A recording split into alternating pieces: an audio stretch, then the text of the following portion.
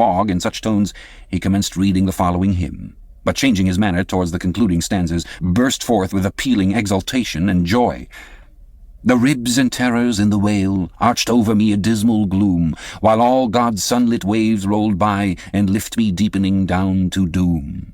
I saw the opening maw of hell, with endless pains and sorrows there, which none but they that feel can tell. Oh, I was plunging to despair. In black distress I called my God, when I could scarce believe him mine. He bowed his ears to my complaints, no more the whale did me confine. With speed he flew to my relief, as on a radiant dolphin borne, awful yet bright as lightning shone the face of my deliverer God. My song forever shall record that terrible, that joyful hour. I give the glory to my God, his all the mercy and the power. Going east, which is where he would be going if he went to Nineveh, Jonah ends up going west. He goes to Tarshish, which is related, it seems, to Spain. And so he leaves on the Mediterranean on a boat to go to Spain, going the opposite direction of where he's supposed to go. Now you have to see it in terms of cosmic symbolism already. Instead of going east towards, let's say, the rising of the sun, he goes west towards the setting of the sun, and ultimately to the dark place, or the bottom of the world, the bottom of the ocean, is also related to the west. Especially for people at the time, the west would have been seen as ultimately the place where the ocean is, where the great Leviathan is the great serpent of the Oceanus, is at the edge of the world, because the Western Ocean was seen as this massive flowing ocean that's on the edge of the cosmos. And so Jonah goes out and gets on a boat and leaves. Now, while he's on a boat, there is a storm, a massive storm. But interestingly enough, Jonah is asleep. All right, happy Tuesday. Chapter 9, Moby Dick, the sermon. Herman Melville has rewritten, and I'm reposting this in my LARP and Looper highlight reel. This is exactly it, man.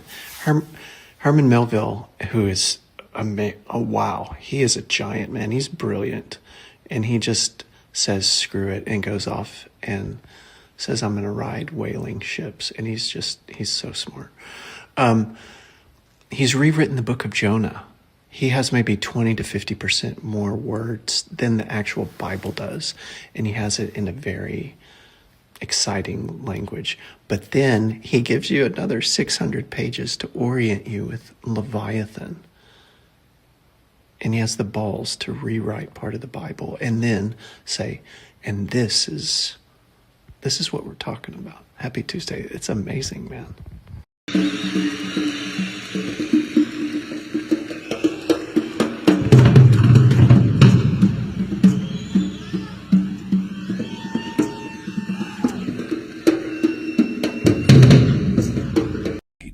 Listen to what the best and latest authorities have laid down. No branch of zoology is so much involved as that which is entitled cetology, says Captain Scoresby, A.D. 1820. It is not my intention, were it in my power, to enter into the inquiry as to the true method of dividing the cetacea into groups and families. Utter confusion exists among the historians of this animal, sperm whale, says Surgeon Beale, A.D. 1839. Unfitness to pursue our research in the unfathomable waters, impenetrable veil covering our knowledge of the cetacea, a field strewn with thorns. All these incomplete indications but serve to torture us naturalists. Thus speak of the whale the great Cuvier and John Hunter and Lesson, those lights of zoology and anatomy. Nevertheless, though of real knowledge there be little, yet of books there are aplenty, and so, in some small degree, with cetology, or the science of whales. Many other men, small and great... Don't let him chew your oars, boys! Back to it!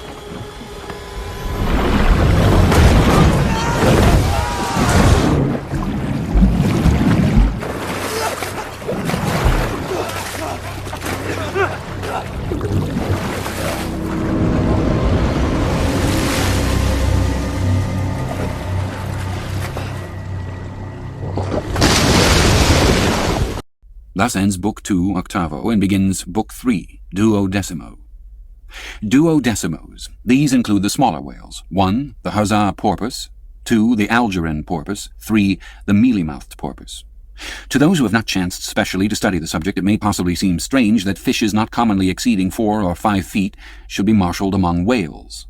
a word which, in the popular sense, always conveys an idea of hugeness. But the creatures set down above as duodecimos are infallibly whales, by the terms of my definition of what a whale is, i.e., a spouting fish with a horizontal tail. Book 3, Duodecimo, Chapter 1, Huzzah Porpoise. This is the common porpoise found almost all over the globe. The name is of my own bestowal, for there are more than one sort of porpoises, and something must be done to distinguish them. I call him thus because he always swims in hilarious shoals which, upon the broad sea, keep tossing themselves to heaven like caps in a 4th of July crowd. Their appearance is generally hailed with delight by the mariner. Full of fine spirits, they invariably come from the breezy billows. But then something strange happened, out of the blue. And it started like any other time. We were tracking along with a family that we didn't know before. And there was one whale that sort of came a bit closer, and then it tilted upwards. She's sending out a sonar pulse, scanning my body. Your kidney, your lungs, your rib cage. She's really getting a full 3D picture of what I am, of my interior. Nobody knew this whale. I could see she was like a fresh wound on the side of her face from what was obviously a squid scratch when feeding on some giant squid.